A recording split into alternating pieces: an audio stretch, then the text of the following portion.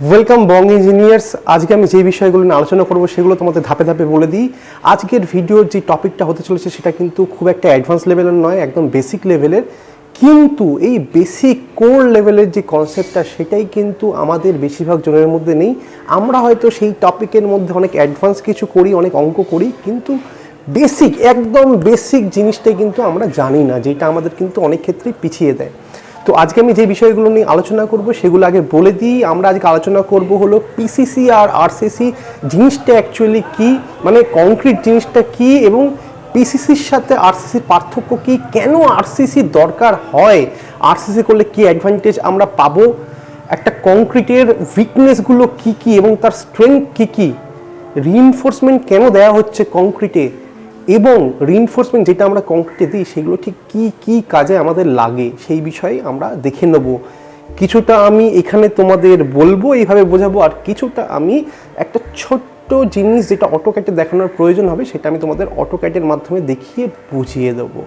চলো তাহলে শুরু করা যাক আজকের ভিডিও। তোমরা যদি জানতে চাও এই জিনিসগুলো যেগুলো নিয়ে আমি তোমাদের বললাম একটা একটা করে, তাহলে কিন্তু তোমাদের এই ভিডিওটাকে শেষ অবধি, সম্পূর্ণ শেষ অবধি দেখতে হবে, নাহলে কিন্তু তোমাদের সেই কনসেপ্টের মধ্যে কোথাও না কোথাও একটা ফাঁক থেকে যাবে। চলো শুরু করা যাক আজকের ভিডিও। আমি ইঞ্জিনিয়ার রণদীপ চক্রবর্তী, তোমরা দেখছো বাস্তুকার দি বং ইঞ্জিনিয়ার, তোমাদের নিজেদের ইউটিউব চ্যানেল, যেখানে আমি বিভিন্ন সিভিল ইঞ্জিনিয়ারিংয়ের টপিকগুলো যেগুলো কিন্তু খুব আদতে কঠিন মনে হয়, আমাদের খুব জটিল মনে হয়, সেইগুলোকে আমি খুব সহজ সরলভাবে বাংলা ভাষায়, আমাদের নিজস্ব মাতৃভাষায় কিন্তু আলোচনা করি এবং তোমাদের খুব সহজে ধাপে ধাপে কিন্তু বুঝিয়ে দেওয়ার চেষ্টা করি, যেটা একটা স্টুডেন্টের যেমন কোনো সাবজেক্টের বা কোনো টপিকের দক্ষতা বাড়ায় তার, এবং কিন্তু একইভাবে একজন প্র্যাকটিসিং ইঞ্জিনিয়ার যিনি কিনা ফিল্ডে কাজ করছেন তার কিন্তু নিজের কাজের প্রতি আত্মবিশ্বাস অনেকটাই বাড়িয়ে দেয়।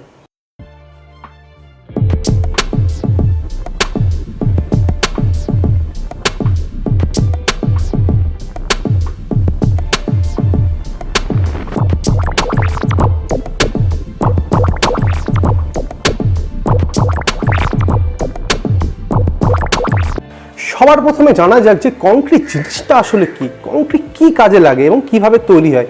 আমি এখানে কিন্তু কংক্রিট টেকনোলজির পার্সপেক্টিভ থেকে বলবো না, আমি এখানে বলবো হলো স্ট্রাকচারাল ইঞ্জিনিয়ারিংয়ের পয়েন্ট অফ ভিউ থেকে। কংক্রিট স্ট্রাকচারাল ইঞ্জিনিয়ারিংয়ের পার্সপেক্টিভে কিন্তু একটা খুব গুরুত্বপূর্ণ মেটেরিয়াল। কংক্রিট কিন্তু কোনো গাছে ফলে না, আমাদের এটা তৈরি করে নিতে হয়, মানে এর প্রোডাকশন প্রসেস আছে। কংক্রিট এমন একটা জিনিস যেটা কিন্তু কয়েকটা জিনিসের সমন্বয়ে তৈরি হয়, তোমরা খুব সবাই জানো, সেটা হলো course aggregate, fine aggregate, binding material আর জল, এবং এর সাথে কখনো কখনো মডিফাই করার জন্য বিভিন্ন প্রপার্টিস অ্যাডমিক্সচার ইউজ করা হয়। কংক্রিট কিন্তু আদতে একটা কম্পোজিট মেটেরিয়াল, এবং একই সাথে কংক্রিট কিন্তু একটা সিরামিকও বটে। তো এবার এই যে কংক্রিটটা হয়, কংক্রিটটাকে আমরা যখন কোনো কিছু দিয়ে তার জোর বাড়াচ্ছি না বা তার মধ্যে কোনো অ্যাড অন ইউজ করছি না, কোনো টপ আপ ইউজ করছি না, সেটা হলো একটা পিসিসি বা প্লেন সিমেন্ট কংক্রিট, অর্থাৎ তার মধ্যে কোনো রিইনফোর্সমেন্ট থাকে না।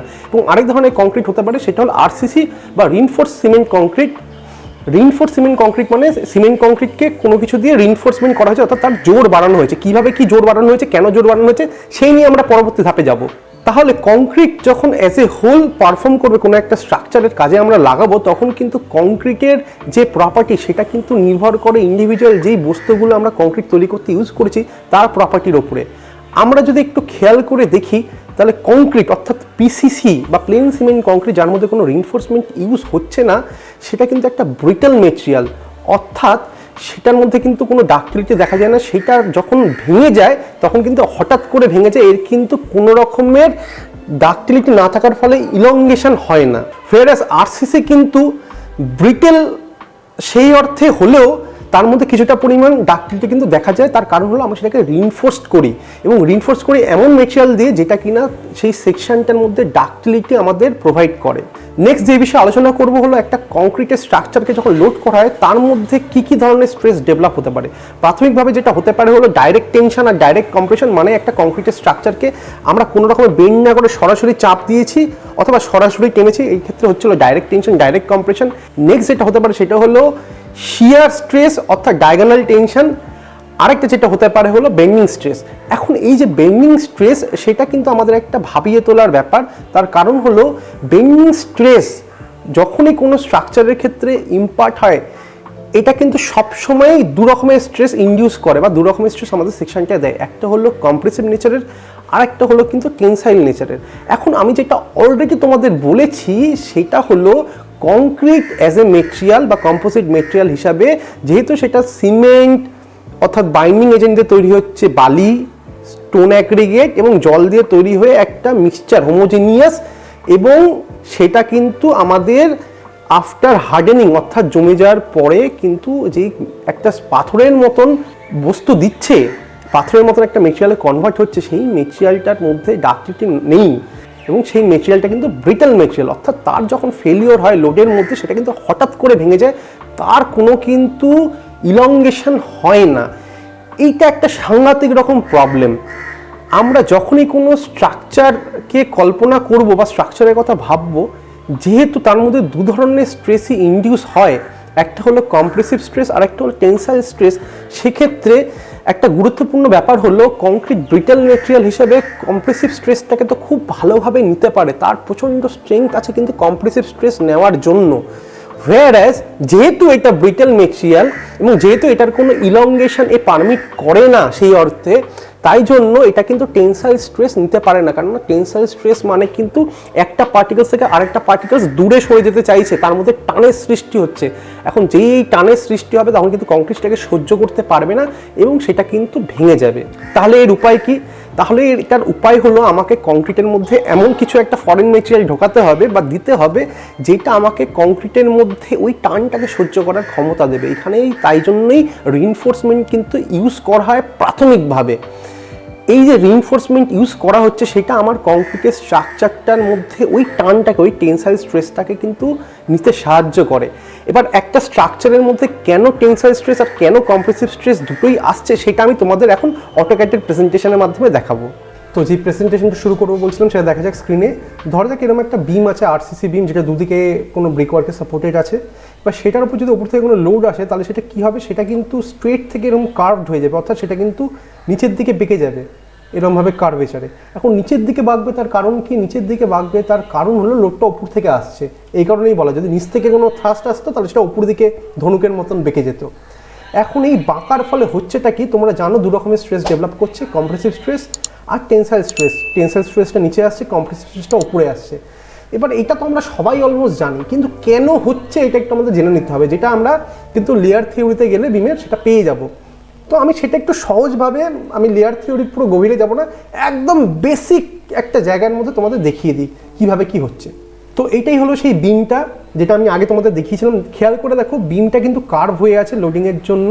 তো এখন কি হচ্ছে ব্যাপারটা একটু বুঝে নেওয়া যাক। বিমটা তাকে সোজা ছিল, সোজা যখন ছিল তখন এই বিমের দুটো যে এজ আছে উপরের আর নিচের, এটাকে যদি আমরা প্রজেক্ট করি দুদিকে, অর্থাৎ অসীমভাবে বাড়িয়ে দিই, সেটা কিন্তু চলতেই থাকবে, কোথাও গিয়ে মিলবে না। কিন্তু বিমটা এখন যখন লোডের জন্য কার্ভ হয়ে আছে, এরকম বেঁকে গেছে, তাহলে এই বিমের ওপরের এজটা অর্থাৎ ওপরের এই যে কার্ভ লাইনটাকে, এটাকে যদি দুদিক থেকে বাড়িয়ে দিই এবং নিচের যে কার্ভ লাইনটা আছে এটাকে যদি দুদিক থেকে বাড়িয়ে দিই, তাহলে কি হবে জানো? এটা ম্যাজিক হবে। কীরকম ম্যাজিক দেখবে? এই দেখো আস্তে আস্তে ছোট করছি, দেখো কীরকম হচ্ছে। দেখো এটা কিন্তু এখান থেকে আলটিমেটলি ঘুরে ঘুরে গিয়ে দুখানা সার্কেল তৈরি করেছে, অর্থাৎ দুটো লাইন দু সাইড থেকে বিমের কিন্তু গিয়ে বেরিয়ে একদম মিলে গেছে একটা পয়েন্টে গিয়ে আবার, অর্থাৎ একটা সম্পূর্ণ বৃত্ত তৈরি করেছে। কেন করেছে? কারণ বিমটা কার্ভড হয়েছে বলে। সেই বৃত্তটা যেখানে গিয়ে কমপ্লিট হচ্ছে সেটা হয়তো অনেকটা বড় জায়গা জুড়ে হতে পারে, কিন্তু সেটা নিয়ে আমাদের ভাবার কোনো কারণ নেই। আমাদের মূল যেই ধারণাটা এখান থেকে নিতে হবে সেটা হলো গিয়ে একটা সার্কেল কমপ্লিট হয়েছে, এবং একটা না দুখানা সার্কেল কমপ্লিট হয়েছে। ওপরের এজটার জন্য একটা সার্কেল হয়েছে, নিচের এজটার জন্য আরেকটা সার্কেল হয়েছে, এবং এই যে দুটো সার্কেল, এই দুটো সার্কেলেরই কিন্তু সেন্টারটা সেম, অর্থাৎ এই দুখানা সার্কেল কনসেন্ট্রিক। এবার যদি অ্যানালিটিক্যালি একটুখানি ভাবি সামান্য অঙ্কের দ্বারা, তাহলে দেখব সেন্টার থেকে এই ওপরের যে লাইনটা অর্থাৎ বিমের যে ওপরের এজটা, এইটার রেডিয়াস কিন্তু কম হবে। কার থেকে কম হবে? বিমের নিচের যে লাইনটা অবধি আছে, অর্থাৎ বিমের নিচের যে এজটা আছে সেন্টার থেকে, তার থেকে কম হবে। অর্থাৎ এই টোটাল কার্ভটার যে রেডিয়াস হচ্ছে, সেই রেডিয়াসের কথা ভাবলে দেখব উপরের বিমের উপরের সাইডের ফেসটার জন্য রেডিয়াস কম লাগছে, নিচের যে এজটা আছে তার জন্য রেডিয়াস কিন্তু বেশি লাগছে। তাহলে আমরা ফর্মুলা ইউজ করলেই খুব ইজিলি এটা বুঝতে পারি যে উপরের সার্কেলটার জন্য, অর্থাৎ বিমের উপরের এজের জন্য যে সার্কেলটা কমপ্লিট হচ্ছে তার যে পেরিমিটার, তার যে পরিসীমা, তার যে লেন্থ, সেটা সবসময় কম হবে নিচের যে এজটা আছে তার জন্য, যে সার্কেলটা কমপ্লিট হচ্ছে তার যে পরিসীমা তার থেকে। এখন এখানেই হলো ট্রিকি ব্যাপার। আগে তো সেম ছিল, আগে আমি যখন প্রজেক্ট করছিলাম বিমটা সোজা অবস্থায় ছিল তখন তো দুদিকে অসীমভাবে চলে যাচ্ছিলো, শেষ হচ্ছিল না, কোথাও কোনো বাঁকার ব্যাপার নেই। তাহলে উপরে আর নিচের যে লাইনের লেন্থ দুটো একই ছিল। এখন কি হলো, উপরের লাইনটার লেন্থ কিন্তু আগের থেকে কমে গেল আর নিচের লাইনটার লেন্থ কিন্তু আগের থেকে বেড়ে গেল। অর্থাৎ উপরের এজটা আগের থেকে কমে গেল এবং নিচের এজটা আগের থেকে কিন্তু প্রসারিত হয়ে গেল। তাহলে উপরের যে এজটা আছে সেটা সংকুচিত হচ্ছে, মানে কি হচ্ছে, নিশ্চয়ই চাপ আসছে কোনো, তবেই না সংকুচিত হচ্ছে। তাহলে এইভাবেই জেনারেট হচ্ছিল কম্প্রেশনের, অর্থাৎ সংকোচন হচ্ছে চাপ দিয়ে, এবং নিচের যে এজটা আছে সেটা প্রসারিত হয়ে যাচ্ছে লাইনের দৈর্ঘ্য, অর্থাৎ লাইনটা নিশ্চয়ই টেনে বড় হচ্ছে, তবেই না সেটা হচ্ছে। এই যে টানটা পড়ছে, এই টানটাই হলো টেনশন, এবং এর জন্যই কিন্তু টেনসাইল স্ট্রেস ডেভেলপ করছে। আশা করি তোমরা খুব সহজে বুঝতে পারলে। এবার নেক্সট যেটা বোঝার বিষয় সেটা হলো, আমাদের অনেকের মধ্যে কিন্তু একটা ধারণা আছে যে কংক্রিট আমার তো কম্প্রেশনে স্ট্রং আর টেনশনে উইক। আর রিইনফোর্সমেন্ট কেন ইউজ করি? রিইনফোর্সমেন্ট আমরা ইউজ করি কিন্তু টেনসাইল স্ট্রেসটাকে নেওয়ার জন্য, তার কারণ হলো স্টিল টেনশনে স্ট্রং। এইখানে একটা কিন্তু পয়েন্ট অফ ক্যাচ আছে। স্টিল কিন্তু আমাদের যেমন টেনসাইল স্ট্রেস নেওয়ার জন্য স্ট্রং, একইভাবে কিন্তু কম্প্রেসিভ স্ট্রেস নেওয়ার জন্য স্টিল স্ট্রং। এমনটা কিন্তু ভাবার কোনো কারণ নেই যে স্টিল কম্প্রেসিভ স্ট্রেস নিতে পারে না। নেক্সট যেটা আমরা জানবো সেটা হলো, কংক্রিটের মধ্যে যে স্টিল ইউজ করছি আমরা রিইনফোর্সমেন্ট হিসাবে, এই স্টিলটাকে কী ধরনের স্ট্রেস নেয়? আমাদের মধ্যে কিন্তু অনেকের ধারণা আছে এটা শুধুমাত্র টেনসাইল স্ট্রেস নেওয়ার জন্য কিন্তু ইউজ করা হয়। অ্যাকচুয়ালি কিন্তু তা না। প্রথমে বোঝা যাক কত ধরনের স্ট্রেস অ্যাকচুয়ালি একটা কংক্রিট স্ট্রাকচারের মধ্যে হতে পারে। সবার প্রথমে হতে পারে ডাইরেক্ট স্ট্রেসেস, সেটা হতে পারে ডাইরেক্ট কম্প্রেশন কিংবা ডাইরেক্ট টেনশন। অর্থাৎ ডাইরেক্ট কম্প্রেশন মানে যেটা কোথায় হয়, একদম actually loaded, perfectly actually loaded কলামের ক্ষেত্রে। ডাইরেক্ট টেনশন কোথায় হতে পারে? ধরা যাক একটা পারফেক্টলি অ্যাকচুয়ালি টেনশনে আছে এরকম কোনো টাই আছে, অর্থাৎ আমি একটা আরসিসি টাই ইউজ করেছি, সেক্ষেত্রে কিন্তু হতেই পারে ডাইরেক্ট টেনশন। নেক্সট এটা হতে পারে শিয়ার স্ট্রেস, অর্থাৎ ডায়াগোনাল টেনশন। ডায়াগোনাল টেনশন বা শিয়ার স্ট্রেস কিন্তু যে কোনো কংক্রিট আরসিসি বিমের মধ্যেই থাকে, অটোমেটিক্যালি সেটা চলে আসে কম্প্রেসিভ বা টেনসাইল স্ট্রেসের সাথে সাথে। এটা আরেকটা পার্ট অফ স্ট্রেস। নেক্সট যেটা হতে পারে সেটা হলো আমার বেন্ডিং স্ট্রেসেস। বেন্ডিং স্ট্রেস মূলত হয় হলো দু ধরনের, একটা হলো বেন্ডিং কম্প্রেশন আর একটা হলো বেন্ডিং টেনশন। বেন্ডিং কম্প্রেশনের জন্য কিন্তু আমরা কংক্রিটকেই ইউজ করে থাকি, আর বেন্ডিং টেনশনের জন্য আমরা যেটা ইউজ করি সেটা হলো রিইনফোর্সমেন্টকে, অর্থাৎ স্টিলকে ইউজ করে থাকি। এখন এছাড়াও কিন্তু ডাইরেক্ট কম্প্রেশনের ক্ষেত্রেও স্টিল ইউজ হয়, যেটা আমরা কিন্তু জেনারেলি কনসিডার করি না। যেমন ধরা যাক একটা কলাম, একটা পারফেক্টলি অ্যাকচুয়ালি লোডেড কলাম আছে, সেক্ষেত্রে আমরা কিন্তু স্টিলকেও কলামের লোডের জন্য ওই লোডটা নেওয়ার যে ক্যালকুলেশন করি তার মধ্যে ইউজ করে থাকি। যেমন ইন্ডিয়ান স্ট্যান্ডার্ড কোড 456/2000 অনুযায়ী লিমিটেড মেথডে আমরা যদি কোনো actually loaded short column design করতে চাই, তাহলে সেই ফর্মুলাটা আমরা দেখে নিতে পারি। PU = 0.4 FCK AC plus 0.67 FYAC। তার মানে হলো আমরা যে স্টিল ইউজ করছি তার ইল্ড স্ট্রেংথের 67% কিন্তু আমরা নিয়ে নিচ্ছি স্ট্রেংথ ক্যালকুলেশনে কলামের, যদিও সেখানে কিন্তু আছে ডাইরেক্ট কম্প্রেশন। এই ডাইরেক্ট কম্প্রেশনটা নেওয়ার জন্য আমরা ইউজ করছি। এর একটাই কারণ, তার কারণ হলো যদি আমরা শুধুমাত্র কংক্রিট ইউজ করতে চাই তাহলে সেকশনটা কলামের কিন্তু হিউজ হয়ে যাবে। আমি মোমেন্ট বা টেনশনের কথায় আসছি না, যেটা একটা কলামের মধ্যে সবসময় আসে, কিন্তু আমি এখানে শুধুমাত্র আসছি ডাইরেক্ট কম্প্রেশনের ক্ষেত্রেই, এবং সেক্ষেত্রেও কিন্তু আমাদের স্টিল ইউজ করতে হয় শুধুমাত্র যাতে আমরা সেকশনটাকে কংক্রিটের ছোট করতে পারি। ধরা যাক একটা F500 গ্রেডের স্টিল আছে আর একটা M20 আমার গ্রেডের কংক্রিট আছে, যখন আমরা সেইটাকে ফর্মুলা ইউজ করছি তার 40% শুধুমাত্র স্ট্রেংথ কিন্তু আমরা ইউজ করি। তার কারণ হলো যেহেতু ফিল্ডে আমরা কংক্রিটটাকে প্রডিউস করছি, তার মধ্যে যে ভ্যারিয়েশন হওয়ার প্রবাবিলিটি সেটা কিন্তু অনেক বেশি, তার মধ্যে ভুলচুক হতে পারে, স্ট্রেংথের ভ্যারিয়েশন হতে পারে, তাই জন্য মাত্র 40% তার স্ট্রেংথটাকে আমরা কনসিডার করছি। হোয়ার স্টিল যেটা আমরা কিন্তু একটা ম্যানুফ্যাকচারিং প্রসেস যেটা খুব কন্ট্রোল এবং ফ্যাক্টরিতে তৈরি হচ্ছে, সেখানে তৈরি করছে স্টিলটাকে, তাই জন্য তার উপরে যে ফ্যাক্টর অফ সেফটিটা আমরা নিচ্ছি বা তার যত পরিমাণ স্ট্রেংথ আমরা নিচ্ছি সেটা হলো 67%, অর্থাৎ অনেকটাই বেশি।